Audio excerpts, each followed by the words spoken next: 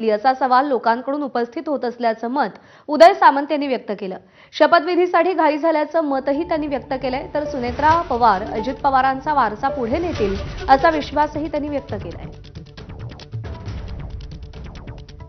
बघा, शरद पवार साहेबांची बाजू घेण्याएवढे म्हणजे मी माझं वैयक्तिक सांगतो, आम्ही काही मोठे नाहीत, कारण त्यांनी देशाचं नेतृत्व केलेलं आहे। त्यांचा पक्ष हा वेगळा पक्ष आहे आणि अजितदादांचा पक्ष हा वेगळा पक्ष आहे। त्याच्यामुळे मुद्दा असा राहतो की जनतेच्या मनातलं जे काय ते लोकप्रतिनिधींनी मांडलं पाहिजे। तर जनतेच्या मनामध्ये ही मात्र कुठेतरी संभ्रमावस्था आहे की एकीकडे समाधान नक्कीच आहे की सुनेत्राबाईंनी उपमुख्यमंत्री झाल्या किंवा अजितदादांचा वारसा त्या पुढे चालवतील, पण इतक्या लवकर का झालं आणि मग ते का झालं ही शंका येताना कोणी हे करून घेतलं का, याच्या मागे कोणी आहे का, हा उदय सामंतचा प्रश्न नाही आहे किंवा प्रताप सरनाईकांचा प्रश्न नाही, हा महाराष्ट्रातल्या जनतेच्या मनातला प्रश्न आहे।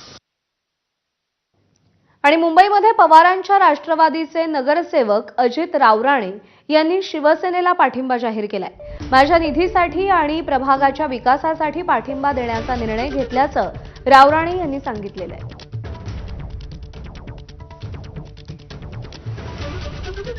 तर मुंबईमध्ये पवारांच्या राष्ट्रवादीचे नगरसेवक शरद पवारांच्या राष्ट्रवादीचे नगरसेवक अजित रावराणे यांनी शिवसेनेला पाठिंबा दिलाय। निधीसाठी आणि विकासासाठी पाठिंबा देण्याचा निर्णय घेतल्याचं रावराणे यांनी सांगितलेलं आहे। आपल्यासोबत राष्ट्रवादी काँग्रेस पक्षाच्या शरद पवार गटाचे जे आहे नगरसेवक आपल्यासोबत आहेत। रावराणेजी, खरं तर तुम्ही शिवसेना शिंदे गटाला पाठिंबा देत आहात असं चर्चा चालू, काय नेमकी प्रकार? हो, नक्कीच मी शिवसेना एकनाथ शिंदे साहेबांना मी या ठिकाणी राष्ट्रवादी काँग्रेस पार्टीचा शरदचंद्रजी पवार पक्षाचा एकमेव नगरसेवक म्हणून मी फक्त त्यांना पाठिंबा देत आहे। मी पक्षामध्ये जात नाही किंवा शिवसेनेमध्ये जात नाही आहे, मी त्यांना फक्त पाठिंबा देतोय की मला ज्या लोकांनी निवडून दिलेलं आहे त्या लोकांच्या अपेक्षा माझ्याकडून खूप आहेत आणि मला माहिती आहे की एवढे वर्ष आम्ही गेल्या 14 नंतर आम्ही एका विरोधी पक्षाच्या भूमिकेमध्ये आम्ही त्या ठिकाणी राहिलेलो आहोत। परंतु आताची परिस्थिती आहे की डेव्हलपमेंट ज्या भागामध्ये मी निवडून आलो त्या भागाच्या लोकांची अपेक्षा माझ्याकडून खूप आहेत आणि एवढं नक्की आपण किती जरी बसलो तर सत्तेच्या समीकरणामध्ये तुम्हाला कुठेतरी वजा जमा व्हावं लागेल आणि मी ती भूमिका घेतोय। ती फक्त माझ्या विकास निधी मला कुठे कमी पडता कामा नये याची काळजी घेऊन बसतो। मला या राज्याचे उपमुख्यमंत्री एकनाथ शिंदे साहेबांनी मला तशी खात्री दिली की विकास निधी कुठे कमी पडू देणार नाही आणि तू ज्या ज्या भागामध्ये तू काम करशील त्या भागामध्ये आम्ही कुठे कमी पडणार नाही याची मला त्यांनी खात्री दिली। कॅमेरामन मोहनसह सत्यम सिंह, एबीपी माझा, मुंबई। काँग्रेस खासदारांचा मोदींवरती हल्ला करण्याचा प्रयत्न होता असा आरोप भाजपकडून करण्यात आलाय आणि त्याला आता संजय राऊतांनी उत्तर दिलंय। यापूर्वी अनेक पंतप्रधानांच्या समोर खासदारांनी आंदोलनं केली आहेत, त्यावेळी मात्र कोणीही म्हटलेलं नाही की खासदारांपासून धोका आहे असा सवाल संजय राऊतांनी उपस्थित करत मोदींवर टीका केली आहे। तर खासदारांना घाबरणारा पंतप्रधान डरपोक असल्याची टीकाही संजय राऊतांनी केली। ही कसली 56 इंचाची छाती असा सवालही त्यांनी केलाय।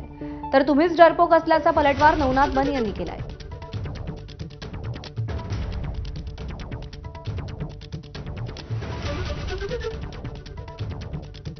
यापूर्वी सुद्धा भारतीय जनता पक्षानं मनमोहन सिंगारपासून ते नरसिंह रावापर्यंत राजीव गांधीपर्यंत अनेक प्रधानमंत्र्यांसमोर अशा प्रकारचं आंदोलन केलं आहे संसदेमध्ये।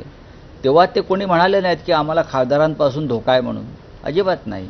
हे डरपोक सरकार आहे आणि या देशाचा प्रधानमंत्री हा जगातला डरपोक नंबर 1 आहे। कसली 56 इंचाची छाती, खासदारांना घाबरता आणि म्हणतात माझी 56 इंचाची छाती। हां, तुम्ही गुडघे टेकलेले आहेत प्रेसिडेंट ट्रम्प समोर, कसली तुमची 56 इंचाची छाती म्हणताय? डरपोक कोण असेल तर उद्धवजी ठाकरे डरपोक आहेत। संजय राऊत स्वतः तुम्ही डरपोक आहात। 2.5 वर्षाच्या काळामध्ये सर्वसामान्य मराठी माणूस मुंबईकर मरत असताना तुम्ही लपून घरामध्ये बसला होतात, याला डरपोकपणा म्हणतात। जेव्हा एकनाथजी शिंदे यांचं सरकार होतं तेव्हा तुम्ही घरामध्ये कोंडून स्वतःला घेतलं होतं, याला डरपोकपणा म्हणतात। पंतप्रधान नरेंद्र मोदीजींची 56 इंचाची छाती आहे। डरपोक कोण असतील तर ते उद्धव ठाकरे, आदित्य ठाकरे आणि संजय राऊत डरपोक आहेत। पुढची